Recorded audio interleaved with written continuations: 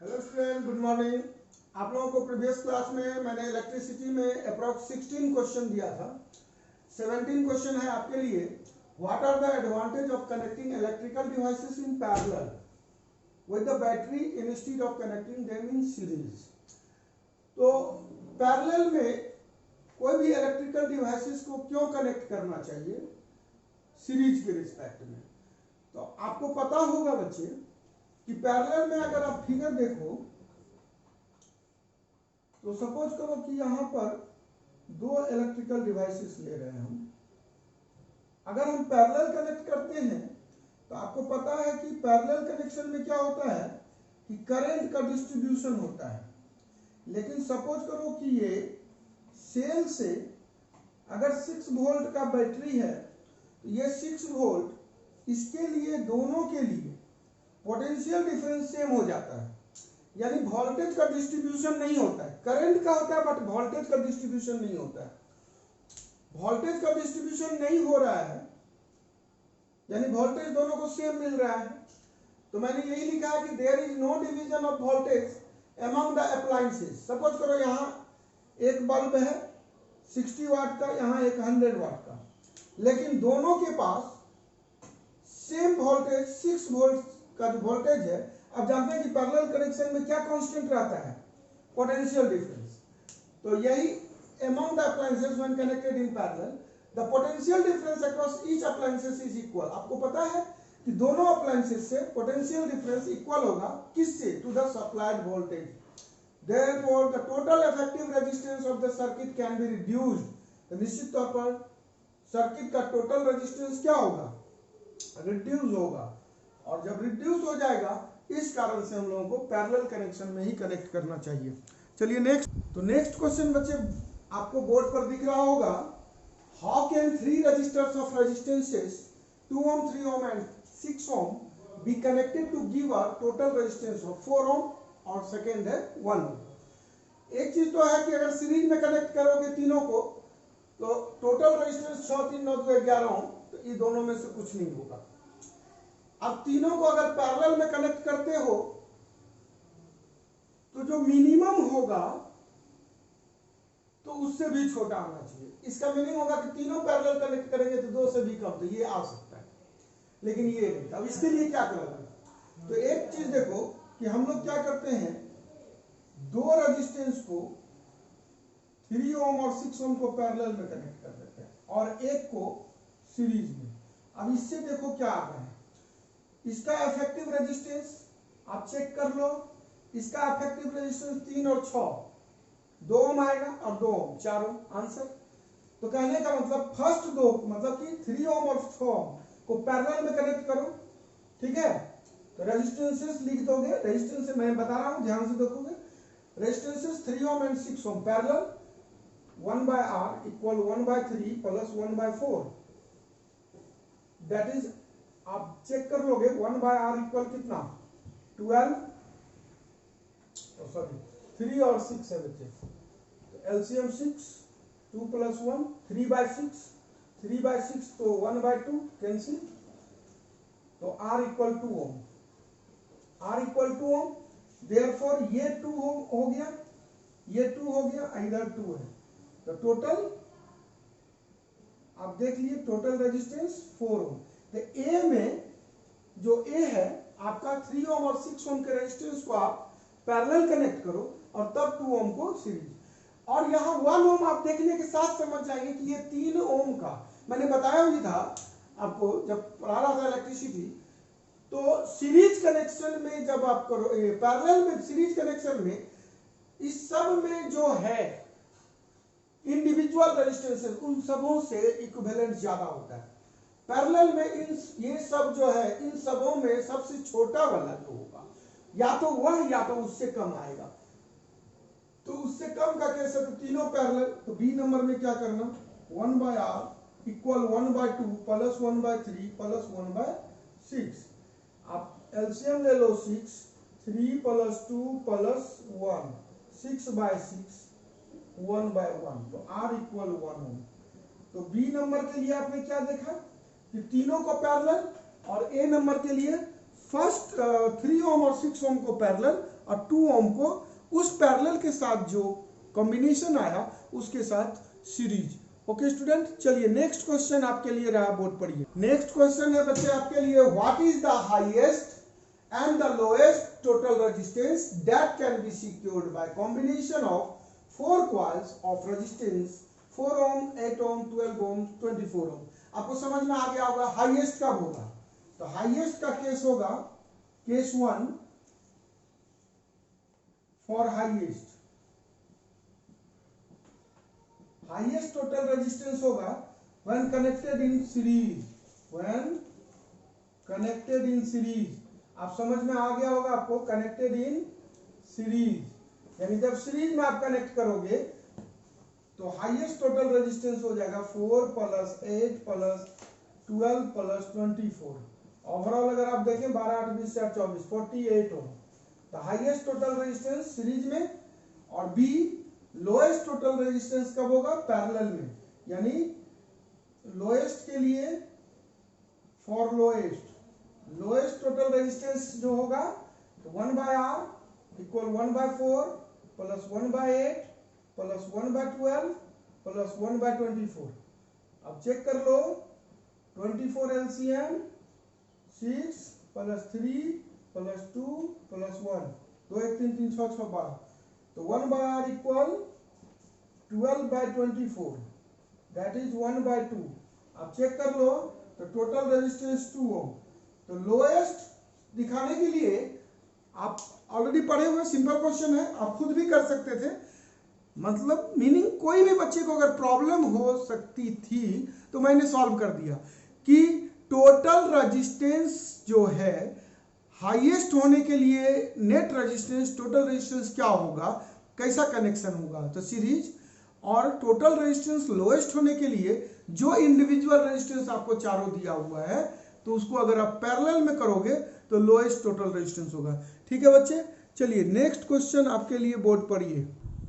तो बच्चे next question है, why does the cord of an electric heater not glow while the heating element does. तो कहा जा रहा है क्या कि इलेक्ट्रिक हीटर का कॉर्ड क्यों नहीं ग्लो होता है जबकि हीटिंग एलिमेंट का होता है। तो आपको एक्चुअल ये समझना होगा बच्चे कि हीटिंग एलिमेंट जो इलेक्ट्रिक हीटर का होता है वो एक्चुअल में रजिस्टर होता है, और जो अमाउंट ऑफ हीट प्रोड्यूस होगा according to Joule's law of heating में आपने पढ़ा था कि H = I²RT, यानी H करंट के डायरेक्टली प्रोपोर्शनल, H रेजिस्टेंस के डायरेक्टली प्रोपोर्शनल और H टाइम के डायरेक्टली प्रोपोर्शनल। तो अगर वहां देखें तो the amount of heat produced by it is proportional to its resistance, जैसा कि हमने कहा कि H = I²RT। तो H directly proportional to the resistance. ठीक है, the resistance of element of an electric heater is very high. और आप ये भी जानते हैं कि रेजिस्टेंस जो होगा इलेक्ट्रिक हीटर का वो बहुत ज्यादा होता है। अब ज्यादा होगा तो डायरेक्टली प्रोपोर्शनल हीट का होगा, देयरफॉर हीट बहुत ज्यादा प्रोड्यूस होगा। ठीक है, as current flows through the heating element it becomes too hot and glows red. इस कारण से जो करंट फ्लो होता है जिसके कारण ये बहुत ज्यादा हॉट होगा और रेड ग्लो हो जाएगा। On the other hand the resistance of cord is low, लेकिन कॉर्ड का जो रेजिस्टेंस इलेक्ट्रिक हीटर का जो कॉर्ड होता है उसका जो रेजिस्टेंस होता है वो लो होता है, जिसके कारण वह रेड नहीं हम लोगों को होता है और ना ही ज्यादा गर्म होता है when current flows through it, जब उससे करंट फ्लो होता है। तो उम्मीद करते हैं आपको ये क्वेश्चन समझ में आ गया होगा। ठीक है बच्चे, चलिए अब नेक्स्ट क्वेश्चन आपके लिए ये रहा।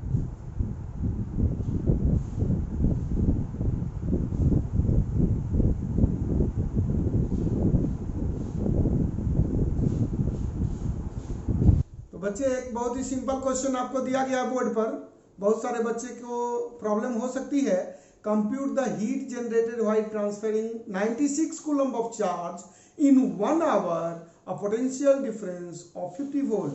टाइम कितना है 1 आवर, पोटेंशियल डिफरेंस भी कितना है 50 वोल्ट, चार्ज क्या है 96,000 कूलम्ब। आपको जो जो गिवन है आप लिख दो, चार्ज कितना 96,000 कूलम। ठीक, टाइम कितना है बच्चे 1 आवर, 1 आवर को सेकंड में चेंज करो आप 3600 सेकंड कर लोगे। ठीक है, और पोटेंशियल डिफरेंस कितना है 50 वोल्ट।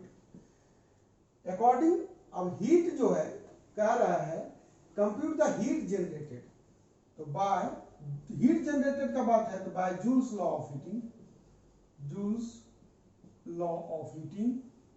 तो जूल्स लॉ ऑफ हीटिंग में आपने देखा H equal I square R T, H equal I V T, V I T भी आपने आपको पढ़ाया था, H equal V I T ये भी पढ़ाया था।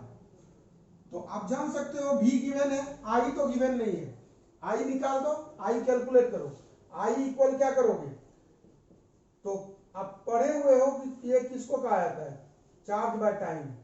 चार्ज कितना 96,000 बाय टाइम 3600, ठीक है, 2 जीरो कैंसिल करो।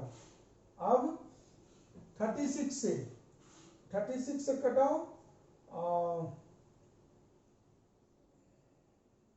6 से, 6 बार में 6 1 जा 6, 6 6 जा 36, 6 से कटाओ, 6 से 2 से 2 तिया 6 2 8 16, 80/3 एम्पियर।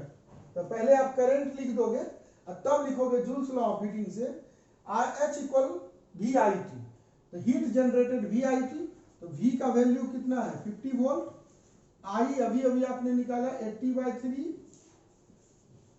और टाइम, तो टाइम 3600, ठीक है, 3 से देखो ये कटेगा 1200, ठीक है ना बच्चे।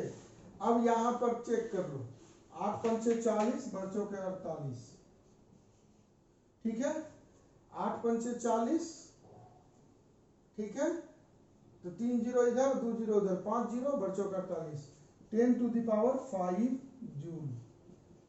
या इसको आप ऐसे लिखोगे तो 4.8 into 10 to the power 6 joule. तो हीट जनरेटेड कितना हो गया 10 to the power 4.8 into 10 to the power 6 joule. तो आप उम्मीद करते हैं कि कोई भी दिक्कत नहीं हुआ होगा आप लोगों को, ठीक है। ओके स्टूडेंट, चलिए नेक्स्ट क्वेश्चन। तो बच्चे सेम उसी तरह का क्वेश्चन आप बोर्ड पर देख रहे होंगे। An electric iron of resistance 20 ohm are given है, takes a current of 5 ampere, I 5 ampere, calculate the heat develop in 30 second, time 30 second, उसमें हीट कितना। आपने अभी अभी पढ़ा था कि H equal I square R T, दूसरा H equal V I T, आप दोनों से कैलकुलेट कर सकते हो। अगर वी आई टी से करोगे तो V इक्वल क्या होगा आई आर, और आई आपको पता है कितना 5 एम्पियर, और R कितना है बच्चे 20, तो 100 वोल्ट। अगर आप इससे चाहोगे तो इससे भी हो जाएगा, तो हीट जनरेटेड कितना होगा हीट डेवलप, तो वी आई टी, V कितना है बच्चे तो 100 वोल्ट, I कितना है बच्चे 5, टाइम 30, 5 3 जा 15, 15 पर 30, तो 10 टू द पावर 3 या 1.5 into 10 to the power 4 joule. उम्मीद करते हैं किसी भी बच्चे को वेरी सिंपल क्वेश्चन है, आप एक नजर देख लो, किसी भी बच्चे को कोई प्रॉब्लम नहीं हुई होगी। आप खुद से सॉल्व करने का कोशिश करो ये सब क्वेश्चन। मैंने आप लोगों को सारा फॉर्मूला वगैरह बता चुका है, ठीक है बच्चे। आइए नेक्स्ट क्वेश्चन देखते हैं। तो बच्चे नेक्स्ट क्वेश्चन है, what determines the rate at which energy is delivered by current. तो आपको पता है कि the rate of consumption of electric energy in electrical appliance is called electric power. Electric power के बारे में आपने पढ़ा है, आप जान रहे हो कि इलेक्ट्रिक पावर है क्या। तो मैंने बताया भी था कि पावर किसको कहते हैं, वर्क डन बाय टाइम, यानी कि द इलेक्ट्रिकल एनर्जी, और हम लोग कह सकते हैं the electrical work done per unit time is called power. और वर्क डन के कारण ही हम लोग कहते हैं कि जो एनर्जी डिलीवर्ड होता है, जो एनर्जी आपका कंजम्पशन होता है, वो वर्क के कारण ही। तो उसी वर्क के जगह मैंने दिया है कि electric energy in an electrical appliance is called electric power. Hence the rate at which energy is delivered by current is the power of appliance. तो वो क्या होगा पावर, यानी सिंपल क्वेश्चन जो पूछा है आप सिंपल समझो पावर का डेफिनेशन ठीक है, जैसा कि आपको मैंने बताया भी था कि power equal to work done by time W by T, और आप W की जगह अगर E लिख दोगे तो power equal to energy by time, यानी कि एनर्जी कंजम्पशन बाय टाइम। जैसे इलेक्ट्रिकल बल्ब के द्वारा क्या एनर्जी कंजम्पशन होता है, फैन के द्वारा कितना एनर्जी कंजम्पशन होता है, उसमें कितना टाइम लगा, इस तरीके से। ठीक है बच्चे, तो उम्मीद करते हैं ये भी क्वेश्चन आप समझ गए होंगे। चलिए नेक्स्ट क्वेश्चन है बच्चे, an electric motor takes 5 ampere from 220 volt line. I given है बच्चे 5 ampere, potential difference 220 volt, determine the power of the motor, motor का पावर P इक्वल, आप पढ़े हैं P equal V into I, V 220 I 5, आप check करो 1100 वाट, आपको ये पता चल गया 1100 वाट। फिर क्या रहा है, and the energy consumed in 2 hours, तो 2 घंटे में कितने एनर्जी, तो टाइम आपको गिवन है 2 आवर, सेकेंड में चेंज करो, 1 आवर में 3600 सेकेंड, 2 आवर में 7200 सेकेंड। ठीक है, एनर्जी इक्वल, आपने पढ़ा था power equal work by time, मैंने कहा वर्क की जगह आप एनर्जी लिख सकते हो, तो energy equal power into time. ठीक है, तो energy equal power into time, power 1100 वाट इनटू टाइम 7200, इनटू कर लो 72 72 297 79240, एनर्जी हो गया आपको कितना 79240। इसको आप लिख सकते हो 792 into 10 to the power 4 joule, और लिख सकते हो 7.92 into 10 to the power 6 joule. तो उम्मीद है आप देख लो, energy equal power into time, power given है बच्चे, उम्मीद करते हैं क्लियर हो गया होगा आपको बच्चे।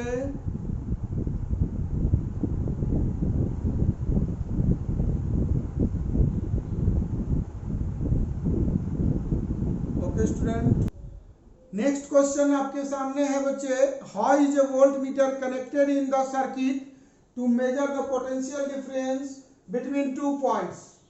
आंसर बताने की मुझे जरूरत नहीं है, क्योंकि आज के लिए आप लोग को इतना काफी क्वेश्चन मैंने दे दिया। अभी तक मैं कल 2 क्लास में 25 क्वेश्चन विद आंसर मैंने करवा दिया, जहां नीड है न्यूमेरिकल सॉल्व करने की मैं वो भी कर दे रहा हूं। तो आप समझ गए होंगे इसका answer, volt meter connected in the circuit. तो क्या वोल्ट मीटर को पैरेलल में कनेक्ट किया जाता है, आप जानते हैं बेहतर तरीके से, तो पैरेलल कनेक्शन होगा। ठीक है बच्चे, आप सारे बच्चों को ये 25 क्वेश्चन पर प्रैक्टिस करना है। कोई भी बच्चे जो वीक हैं, जो बच्चे मेहनती हैं, अच्छे हैं, मेहनत कर रहे हैं, उनके लिए बहुत ज्यादा दिक्कत नहीं होने वाली है। लेकिन जो बच्चे अपने आप को समझते हैं जरा सा वीक, अभी काफी आप लोगों के पास टाइम है, अभी मेहनत कर लो। उम्मीद करते हैं कि जो कोचिंग खुलेगी तो उसके बाद आप लोगों में काफी स्टेमिना होगी पढ़ने की, लेकिन उसके लिए आप लोगों को मेहनत करनी होगी। ठीक है बच्चे, उम्मीद करते हैं आप सारे बच्चे बेहतर करोगे, और इसके बाद मैं कोशिश करूंगा कि 1 से क्लास में इस क्वेश्चन आंसर को मैं खत्म कर दूं। ठीक है, और MCQ तो आप लोगों को अभी 4-5 क्लास मिलेगा फिजिक्स का। Okay, thank you.